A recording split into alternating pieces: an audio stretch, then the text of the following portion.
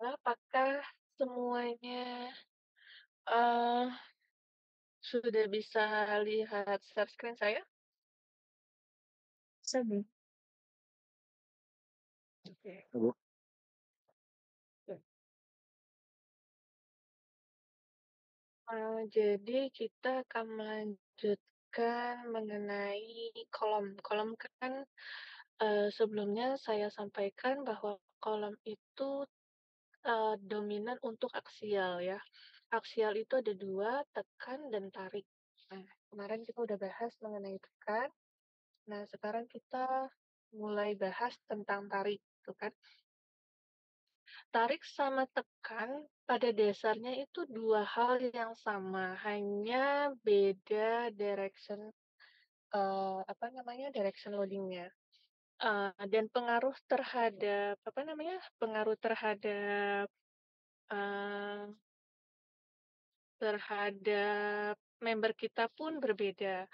Nah, kalau misalnya kemarin tekan itu disebabkan kebanyakan kegagalannya disebabkan karena tekuk kan, tekuk dan melintir atau torsi. Nah, kalau untuk tari kebanyakan dia, kegagalannya itu karena luluh. Jadi FU-nya yang jadi sudah mencapai titik lelehnya FY-nya, gitu. Nah, untuk gaya tarik pun, dipengaruhi oleh area area efektifnya, karena biar gimana pun kalau aksial itu pasti ditentukan oleh si, eee, luasan atau section areanya. Nah, perbedaannya dengan tekan, pada tekan dia itu tegak lurus, section area yang kita gunakan adalah tegak lurus terhadap gaya tekannya. Sedangkan kalau untuk tarik, nah itu dia sejajar atau searah dengan gayanya. Jadi kalau misalnya seperti kalian, untuk, apa namanya, desain kolom misalnya, kolom untuk tekan pakai WF. Nah, section area yang kalian gunakan pada saat desain tekan itu adalah section areanya si WF.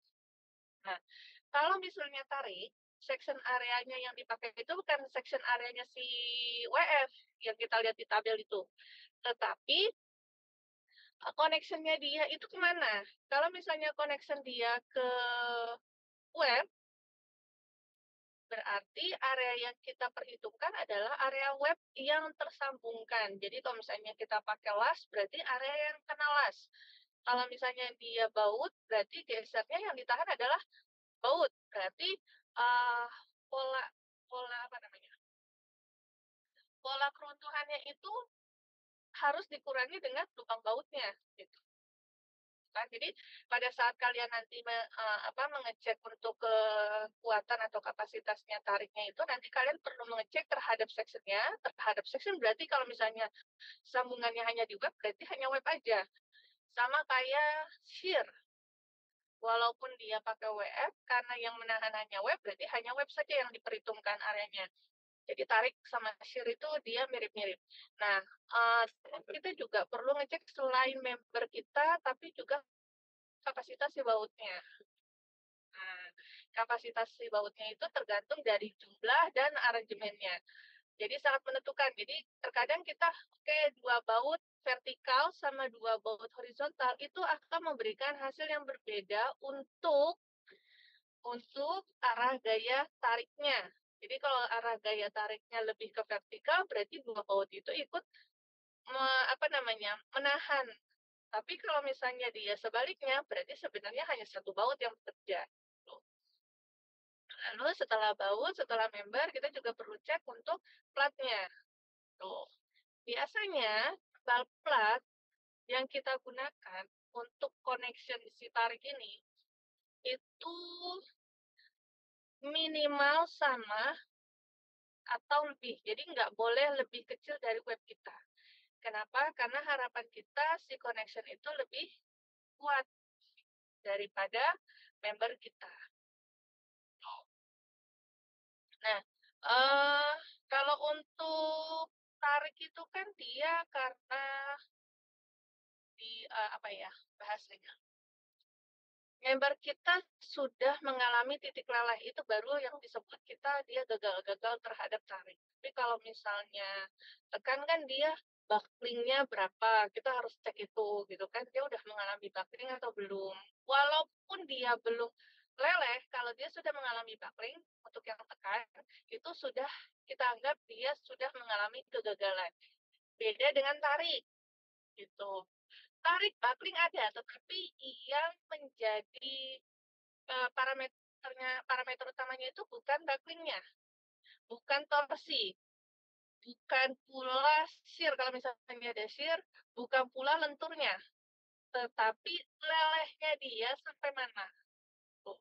Walaupun nanti akan dibahas jika terjadi 2 atau lebih force yang bekerja bersamaan, misalnya antara shear dengan tarik, dia bekerja bersamaan, gitu. Cuma kalau untuk kolom, untuk batang tarik, biasanya shear itu tidak akan dominan kalau untuk batang tarik.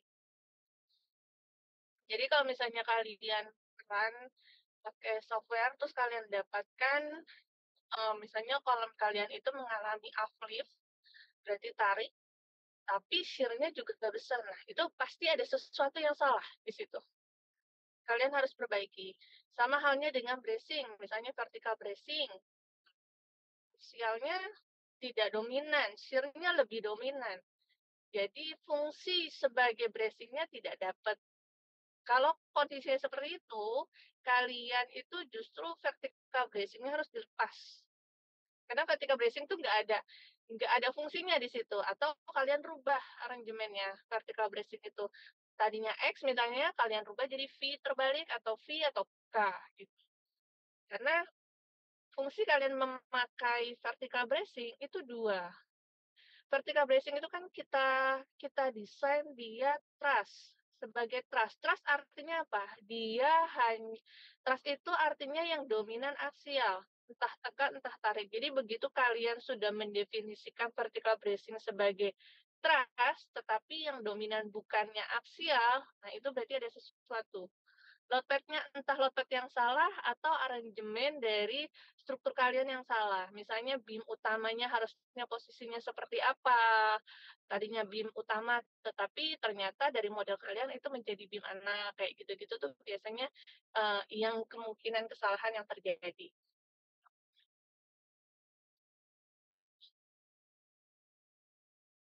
Selain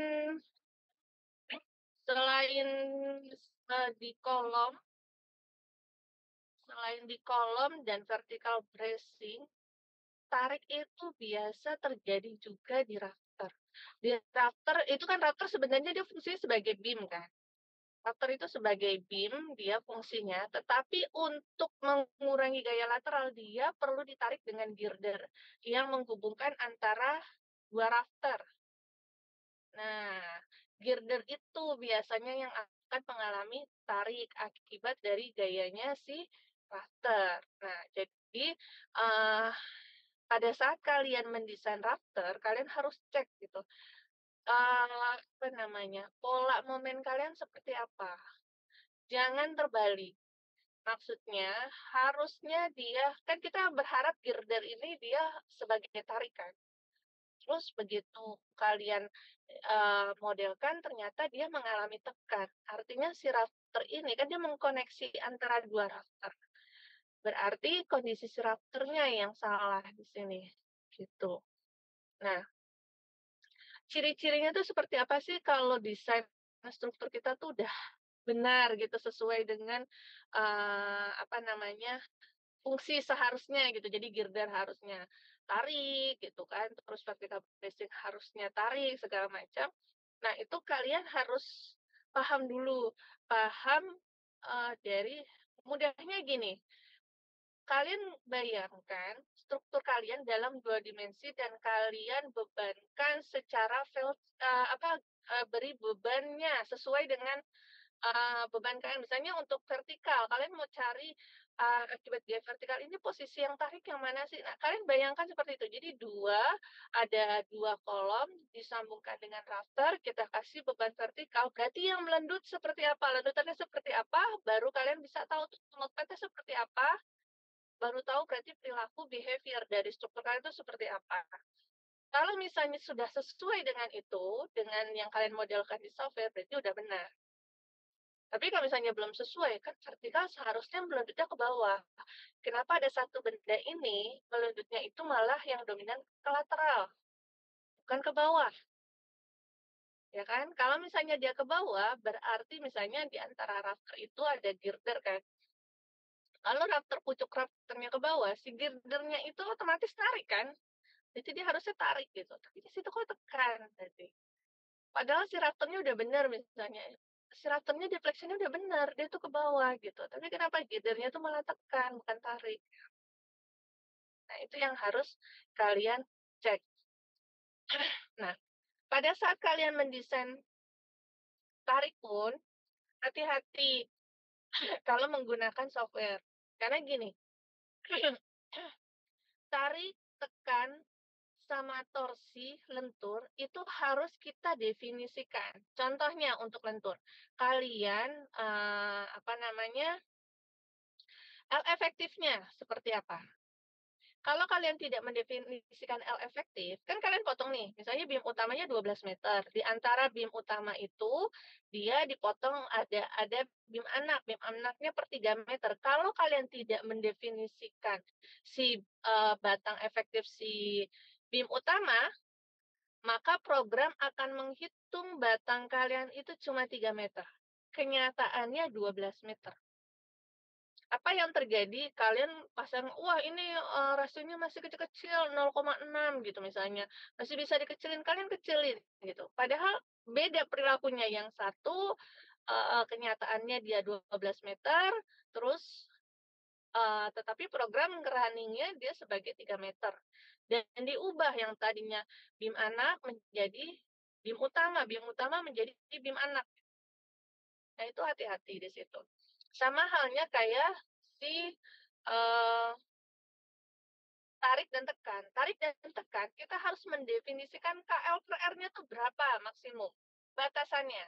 Kemarin kan sudah disebutkan bahwa untuk apa namanya, sesuai hukum aksial itu, Euler itu bilang bahwa dia lambdanya tuh harus berapa baru bisa menggunakan rumus si Euler. Kenyataannya kan nggak seperti itu. Nah, kita harus balik lagi ke standar atau code kita. Di standar atau code kita kan untuk tarik tuh sekitar 240 untuk lambda per R, KL per R-nya. Jadi lambdanya itu sekitar 240 berdasarkan grade yang biasa dipakai di negara kita, grade A36 atau S400. Nah, yang 240 itu harus kalian masukkan di program. Sama halnya untuk tekan.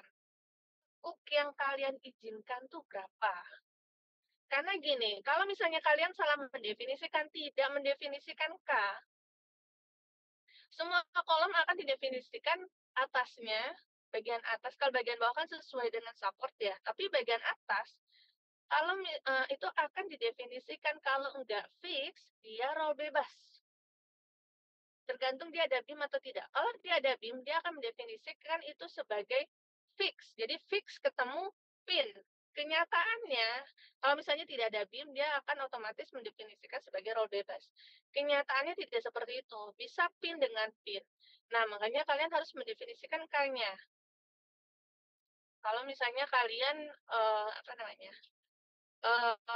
menganalisa dengan menggunakan software. Nah, kalau manual seperti apa? Ya, kalau manual kan kayaknya udah bisa kita tentukan. Makanya terkadang kalian cek manual dengan software selalu ada perbedaan. Kenapa? Karena parameter yang kalian masukkan berbeda. Jadi pada saat kalian mendesain untuk tekan ataupun tarik itu sama. Kita harus mendefinisikan kayaknya. Dia sendi-sendi, sendi jepit segala macam. Nah, nilai K itu mempengaruhi nanti untuk kapasitas kita. Pertama kita kemarin untuk tekan ya, untuk tekan dulu, kita mendefinisikan dulu dia tekuknya, lambda dia berapa, L per R dia masuk enggak. batasnya, lebih kecil atau lebih besar dari akar E per FY itu. Terus kita baru cek tegangan FY per FE-nya berapa. FY per FE sendiri itu pun ada radius gerasi di situ. Berarti kita harus memperhitungkan stiffness. Nah, kalau kalian menghitung manual, portal, KL per R itu KL per R system, bukan KL per R member. Hati-hati ya. Nah, KL per R system itu seperti apa? Kalian itu harusnya ini udah masuk ke Mektek ya, pelajaran Mektek. Jadi menghitung kekakuan sistem, bukan secara individu, kecuali kayak soal latihan kemarin. Kalau soal latihan kemarin kan udah batang single satu seperti itu. Nah, itu benar, kita langsung hitung KL per R-nya berapa. Tapi kalau udah bentuknya portal, kalian harus stiffness-nya, KL sistemnya, KL per R sistemnya itu berapa. Kolom berapa, beam berapa, distribusinya seperti apa. Sama halnya untuk tarik. Jadi kalau misalnya kalian mendesain tarik, caranya gini, kalau misalnya kalian menggunakan software. Jadi begitu kalian run, kalian ngecek nih, kok ini gagal terus ya, gagalnya karena apa gitu. Selesai kalian run, kalian cek force-nya dia tuh berapa. Force itu ada dua, end force itu artinya yang di ujung, sama section force. Section force itu gaya dalamnya si batang. Untuk mengecek dia kuat atau tidak, itu yang digunakan adalah section force, bukan end force. End force itu kita gunakan untuk mendesain connection-nya. Nah, pada saat kalian mengecek section-nya, berarti yang kalian perhitungkan adalah section-nya. Jadi kalau misalnya di apa ya, siapa namanya, di connection kita pakai web terus kita baut gitu. Nah, berarti areanya area webnya dong, bukan. Kalau misalnya kalian cek pakai section force, yang kalian gunakan adalah section area sesuai dengan bentuk profilnya. Jadi kalau WF ya pakai WF gitu. Nah, kalau kalian menggunakan Enforce, baru kalian menggunakan sesuai dengan connection kalian. Kalau misalnya pakai baut sekian, berarti netonya itu harus dikurangi dengan lubang baut. Gitu.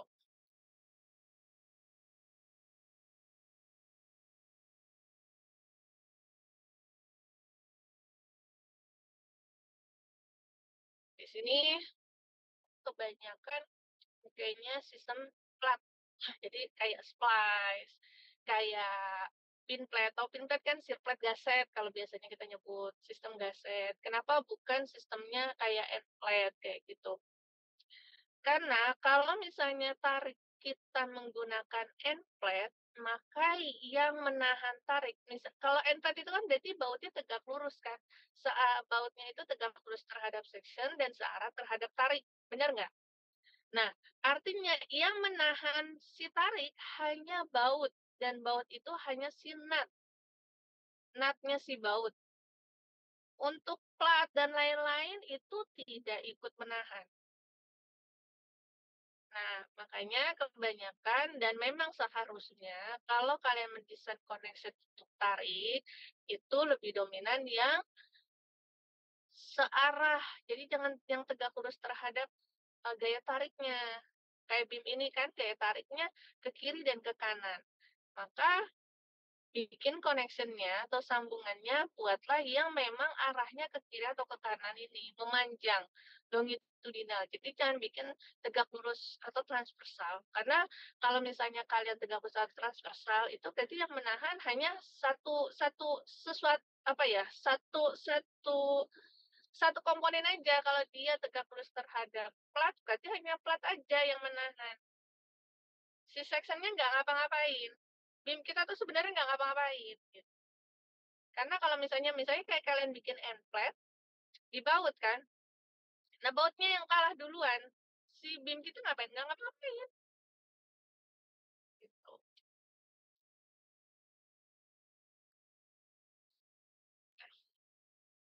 Sama halnya dengan tekan, tarik pun tadi dibatasi oleh kelangsingan.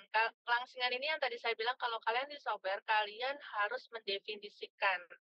Nah, kalau kemarin untuk tekan itu sekitar 240, kalau untuk tarik 300. Kenapa 300?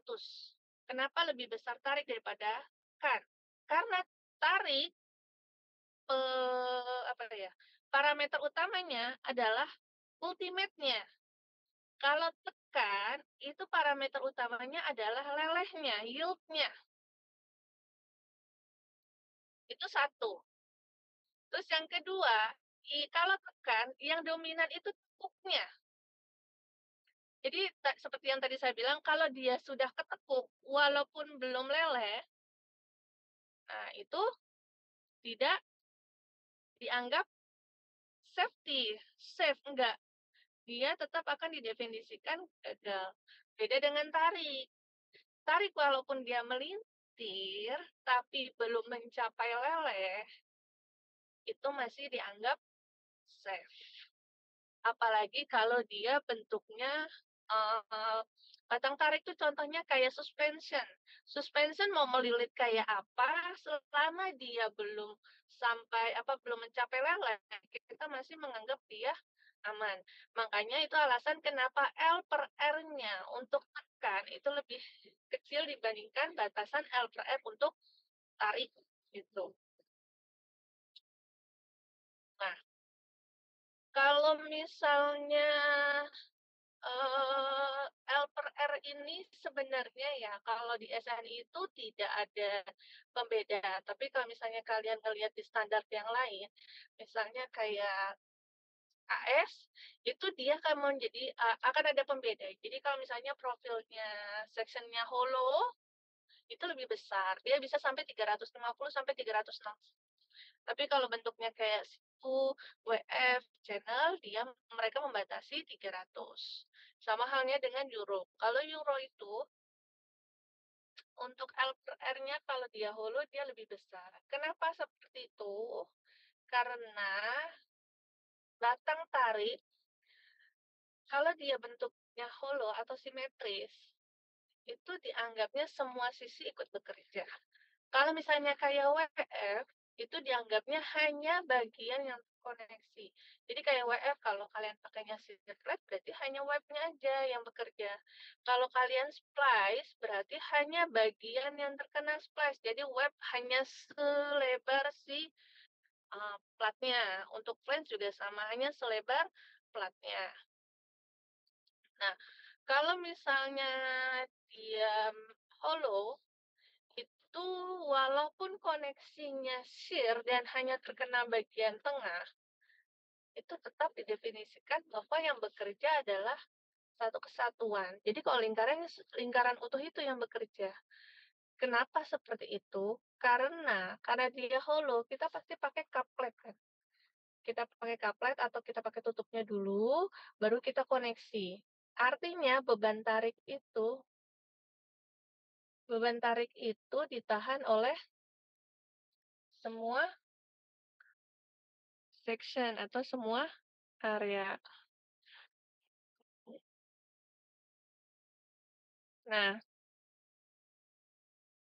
gimana kalau misalnya kita bikin box dari WF, tapi dia box bull gitu. Nah, kalau dia WF, terus dia bentuknya box, lihat dulu, connection kalian seperti apa. Kalian menggunakan couplet atau tidak?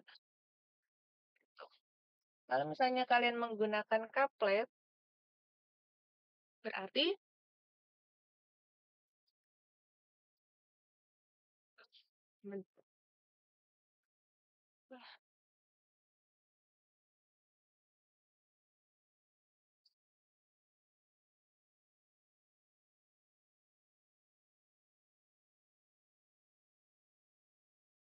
kalau kalian menggunakan couplet dan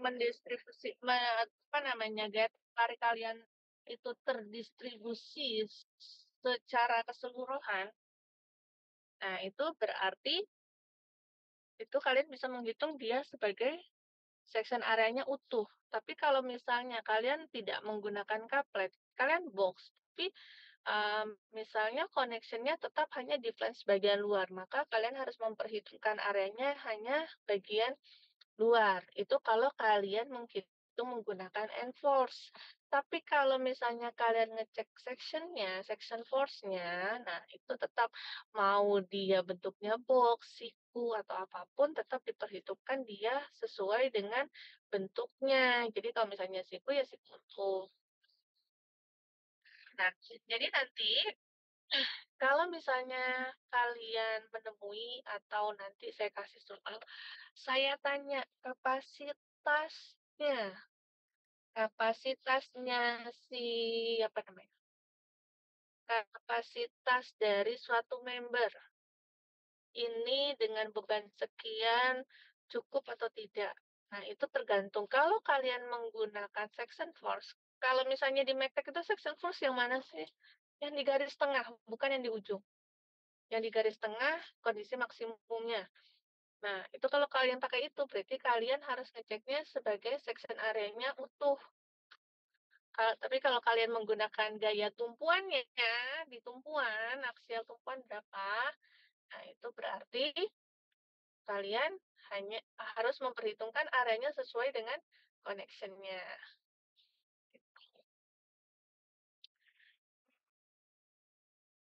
Mas, ini sebelumnya itu batang tarik udah pernah dibahas kan ya?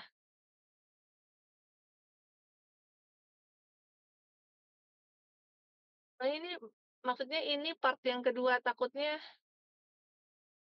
saya jumping. Kalau di catatan saya sih kita pernah bahas ini gitu. Jadi ini part keduanya kalau tadi bingung apa sih area segala macam gitu. Nah, itu coba dicek untuk yang pelajaran sebelumnya, yang part satunya. Jadi koneksi gitu. Oh, ini maksudnya yang ini gitu. Nah, oke. Nah, ini contohnya cable suspension. Nah, itu dia tension murni. Jadi kalau kalian mendesain apa namanya suspension ini segala macam bukan release yang kalian gunakan, tapi tension only. Gitu. Karena kalau misalnya kalian rilis tuh artinya kan kita rilisnya apa? Misalnya kita rilis momen, artinya di member kita itu tidak boleh ada momen, ya kan? Kayak gitu. Nah, tapi kalau misalnya kita rilisnya di arah vertikal, berarti kita tidak mengizinkan adanya gaya vertikal. Kalau tension only, ya tension aja. Begitu dia mengalami compression, dianggap member itu tidak bekerja. Nggak ada member itu. Tapi kalau begitu tension berarti itu ada. Jadi sama halnya kayak karet analoginya. Kan karet itu kita definisikan dia sebagai tension only. Begitu dia kena tekan, dia bekerja nggak? Nggak kan? Dia nggak ngapa-ngapain. Diam aja gitu. Karet kita kan tuh nggak ada perlawanan sama sekali. Tapi begitu kita tarik, nah dia baru ada perlawanan. Baru di situ ada kekuatannya. Gitu. Itu yang disebut tension only. Kalau trust, dia mau tekan, mau tarik, itu tetap bekerja. Kalau rilis, dia tekan tarik shear. Kalau rilisnya MY dan MZ-nya aja, berarti dia torsi, lateral, tekan, tarik, shear, itu bekerja. Uh, Misalnya kalian belajar mendesain lifting. Kalian punya struktur, mau diangkat, pakai lifting, pakai hook, gitu kan? Nah,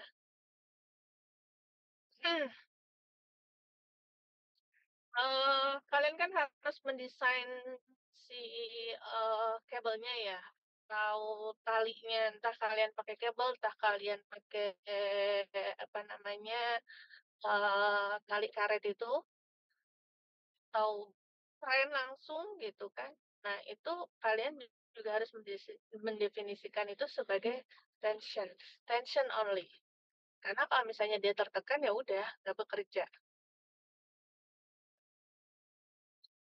Ini yang tadi saya bilang, buat tarik nominal itu sama dengan tekan rumusnya FY kali AG. AG-nya itu, jadi ada 2 kalau tarik itu, FY kali AG, AN kali U. Nah, FY, yield, boleh kita pakai, tapi luasan yang kita perhitungkan gross. Gross itu artinya section areanya WF, ya udah, berarti areanya WF gitu. Tidak perlu dikurangi dengan lubang dan lain-lain gitu. Nah, satu lagi itu rumusnya adalah FU kali E. itu atau AN. Ada beberapa yang literatur itu menggunakan AN. AE itu artinya area efektif, N itu aneto. Jadi kalau misalnya dia ada lubang, kita kurangi dengan luasan lubangnya. Gitu. Atau dia kita potong, kita kop. Tahu kan ya, kop ya? Misalnya kalian punya gaset, terus channel misalnya, nah itu atasnya kita kop biar dia bisa masuk gitu. Nah itu berarti kalian harus kurangi. Jadi area yang digunakan adalah area netonya. Nah itu pengalihnya adalah ultimate-nya. Nah mana yang lebih rendah itu yang kita pakai. Ini kan kenapa kayak cara dua sih Bu antara kita pakai yield juga, ultimate juga. Karena pada tarik tadi definisinya parameter yang menentukan adalah lelehnya. Nah, lelehnya itu kita nggak tahu dia mencapai lelehnya sampai batas mana. Apakah dia sudah melewati leleh, pas di leleh, atau mendekati leleh. Gitu. Makanya, kalau dia sudah melewati leleh, berarti batasan yang kita gunakan selanjutnya adalah ultimate. Tapi kalau dia mendekati atau sebelum leleh, nah itu kita harus menggunakan yield-nya. Tegangan yield-nya. Tapi kalau dia sudah melewati yield-nya, jadi istilahnya gini, kalian kalau tarik baja, itu nggak langsung putus kan, dia melar dulu gitu kan. Nah, kalau misalnya dia melar, berarti dia udah mencapai lelehnya kan. Nah, berarti yang kalian gunakan adalah FO. Kalau misalnya kalian tarik belum melar, belum apa ya, eh tahu kan ya kalian melar tuh yang bentuknya itu jadi kayak menipis di tengah gitu. Belum mencapai itu, nah itu kita masih menggunakan FE. Artinya semua area bekerja, tetapi memang dia belum mengalami leleh.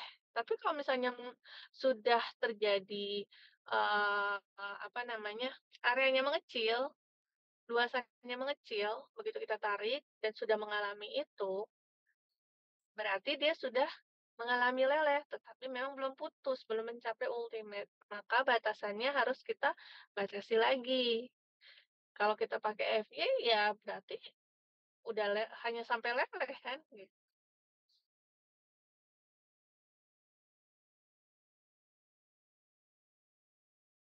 Konsep luas penampang itu parameternya tadi saya bilang AN atau AE, efektif atau neto, ya kan?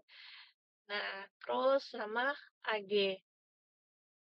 Kalau misalnya kalian apa namanya, kalau misalnya kalian menggunakan sambungan las, kalau las kan berarti full ya, areanya seperti itu aja. Nah, sesuai dengan seksinya kalau dia WF ya berarti tetap jadi WF kan, nggak terkurangi dengan lubang atau apapun. Nah, itu kalian bisa menggunakan nilai AN sama dengan AG. Neto sama dengan gross-nya, gitu. Nah, tapi kalau misalnya kalian menggunakan baut, artinya section atau profil kalian itu dilubangi, berarti kan areanya berkurang kan, karena ada lubang itu. Nah, maka nilai AN tidak sama dengan AG. Nah, tetapi dibalik lagi, sesuai yang saya jelaskan sebelumnya, kalau kalian mengeceknya menggunakan section force, maka yang kita gunakan adalah AG. Karena section force itu kan kalau kalian buka di Sub atau di apa namanya, di Sub atau di Start itu, nah itu kan, di situ begitu kalian cek atau di apa, properties-nya kalian buka, itu kan nanti ada, distribusinya kan, di titik nol itu berapa section-nya, di titik, 0,25 berapa section-nya gitu, kayak gitu. Nah, itu yang jadi pembeda section force-nya itu berapa.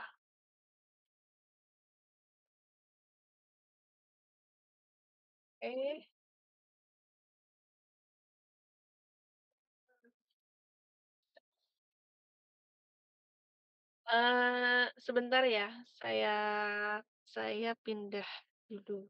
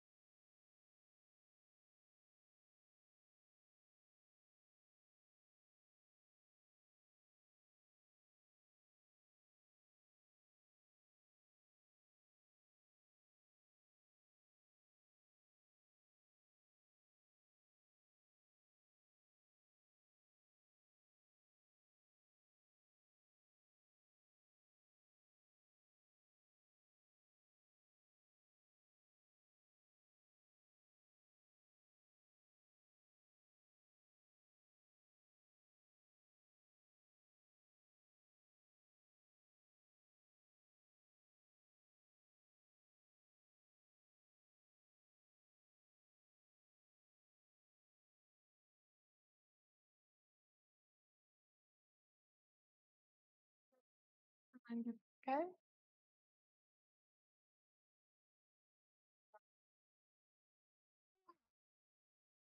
Tadi kan kita kembali ke halaman ini.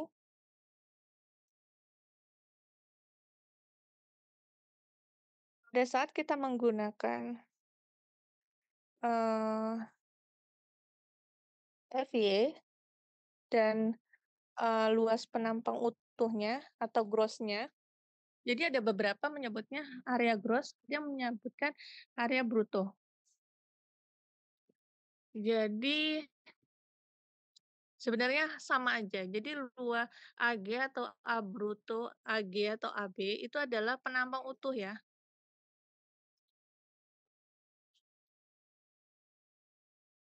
Gitu.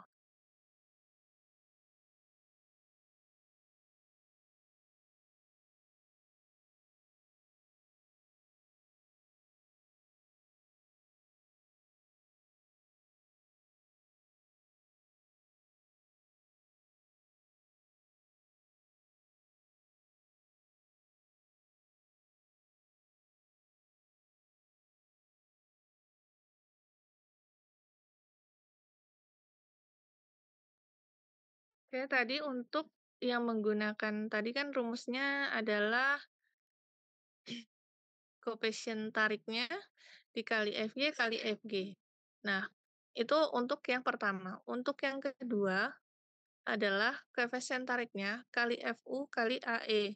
Nah, A ini kan A efektif. A efektif itu tergantung dari kondisi yang tadi saya bilang, kalau misalnya dia las berarti utuh. Jadi AE-nya itu sama dengan AG. Tetapi kalau misalnya dia pakai baut, berarti kan ada lubang nih. Nah, berarti adalah anetonya. Anetonya itu adalah harus dikurangi lubang dikalikan dengan faktor U-nya lagi. Nah, faktor U-nya itu adalah Sirlak faktor. Nah, ini tergantung dari eh, apa namanya? Bentuk section yang kita gunakan. Kenapa seperti itu? Karena mempengaruhi yang ditarik apa gitu. Yang ditarik pola tariknya akan seperti apa. Jadi kalau misalnya kayak tadi saya bilang member yang seperti pipa, ini kan ada nih nomor 5 lihat. Yang nomor 5 itu adalah dia pakai pipa tetapi eh namanya apa ya? Dia tidak menggunakan kaplet. Kaplet itu tutupnya, ditutup gitu lubangnya baru pakai sirplat.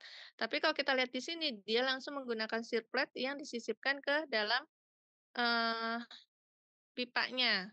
Nah, itu berbeda. Kalau yang satu ini jadi seluruh seluruh penampang tertarik. Nah, itu baru yang poin nomor satu ini, nilai U-nya. Nah, kalau misalnya dia bentuknya seperti WF, siku, T, channel, nah itu nilai U-nya berbeda lagi. Nah, nilai U-nya itu tergantung dari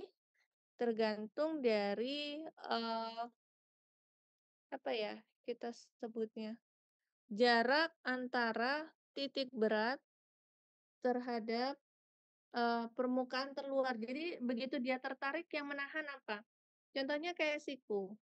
Kalau misalnya kalian siku, kalian kasih platnya di siku itu kan L. Kita anggap sisinya ada dua, A dan B. Kita pasang bautnya di A. Berarti yang akan mengalami tarik, yang menahan si tarik adalah hanya si A. Yang B tidak ikutan. B itu hanya ikut tertarik untuk searea X ini. Gitu. Sama hanya dengan yang T. Kalau misalnya dia pakai gaset di sisi webnya, maka dia yang tertarik hanya sisi webnya aja. Untuk flange-nya dia hanya deflect saja. Deflect yang secara tidak langsung akibat dari si gayanya. Nah, maka nilai U-nya ini berbeda-beda, tergantung dari bentuk bentuk dari connection-nya. Nah nah ini, pada saat kalian menghitung luasan pada saat kalian menghitung luasan, itu tergantung dengan, keruntuhan, kemungkinan keruntuhan atau kegagalannya. Contohnya pada ini. Lubang kita tarik, plat kita tarik, lubang plat itu berlubang, maka pola tariknya, pola kegagalannya itu ada 3 macam.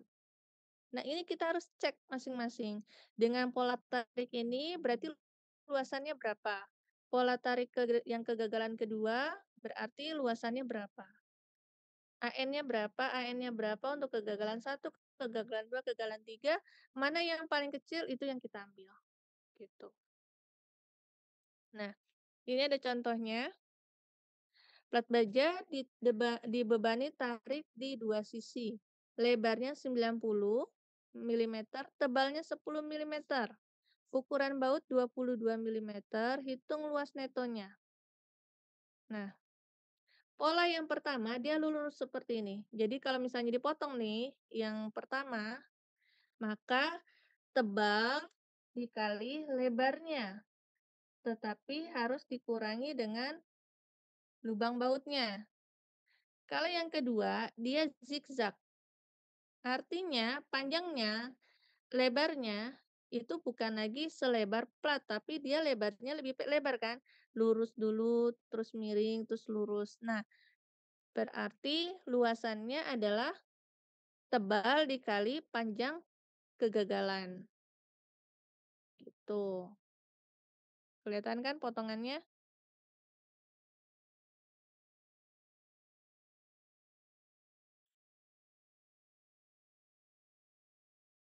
Jadi kalau saya tunjuk, kelihatan nggak sih sama kalian? Enggak, Bu. Gimana? Nggak kelihatan, Bu. Nggak kelihatan kalau ditunjuk. Oh.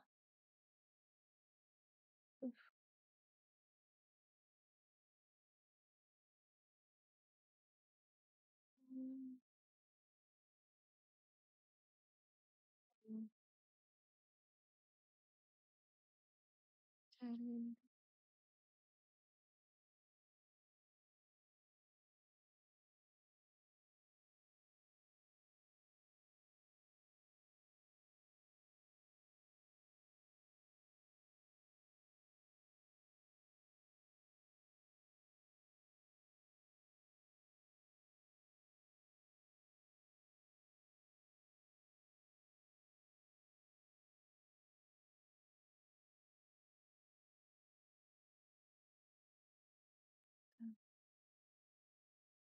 oke.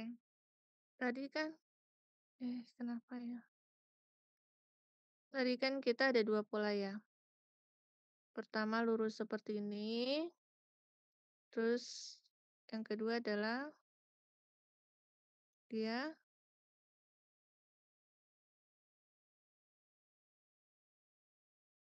dia adalah seperti aduh, nggak bisa lagi ya.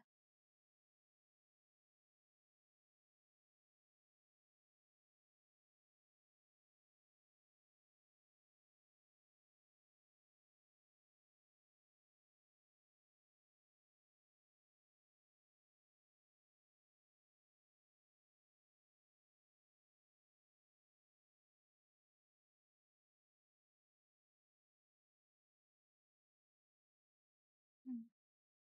Nih, jadi yang pertama adalah pola lurus sama pola zigzag ini.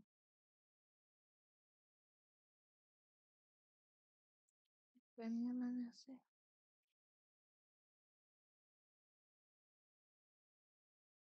Oke. Nah, kalau pola lurus yang pertama, kalau kita lihat, itu panjangan mana sih antara pola lurus yang pertama itu yang paling kiri, yang kedua adalah yang kanannya, yang ada 2 lubang itu. Nah, kalau kita lihat itu pasti paling kecil adalah pola potongan yang pertama, ya kan kegagalan yang pertama, karena dia lurus, ya kan? Nah, maka yang akan kita gunakan AN-nya itu adalah yang paling kecil itu kan berarti yang lurus, berarti AN yang kita gunakan adalah yang paling lurus. Sekarang dia lebarnya 90, tebalnya 10, bautnya adalah 22 mili. Artinya pola yang pertama itu luasannya adalah 90 kali 10 dikurang dengan luasan lubang bautnya ini kan diameter 22, berarti 22 kali 10. Atau 90 dikurang 22 dikali 10. Kalau yang potongan kedua, ini kita harus cek dulu nih. S-nya itu adalah S-nya adalah 30, G-nya adalah 40. Artinya yang miring ini adalah 50, ya kan? Pitagoras. 50 yang lurusnya karena G-nya adalah 40, dia 90, bagi 2, 50 dikurang 40, 50 dibagi 2, 25, berarti 25 tambah 50 tambah 25. 25 dari atas ke lubang pertama, 50 adalah sisi miring dari 30 dan 40 adalah 50, ditambah dari lubang kedua ke pinggir plat, itu adalah 25. Berarti totalnya adalah 100. Maka luasan dari kegagalan yang kedua, AN yang kedua adalah 100 dikurang 2 baut. 2 bautnya berarti 2 kali 22 baru dikali 10. Nah, berarti 100 dikurang 44 dengan 90 dikurang 22 itu mana yang lebih kecil? Nah, itu yang kita pakai. Maka nilai AN-nya adalah 90 dikurang 22 berarti 78 kali 10, yang potongan satu adalah 780, sedangkan yang potongan kedua berarti 100 dikurang 44, berarti 56. 56 kali 10 berarti 560, berarti AN yang dipakai adalah yang 560.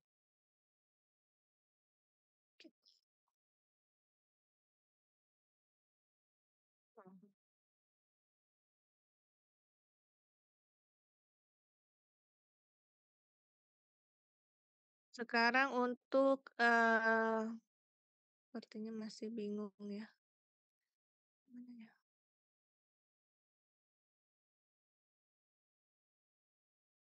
Oke. Coba kalian kerjakan dengan soal yang ini,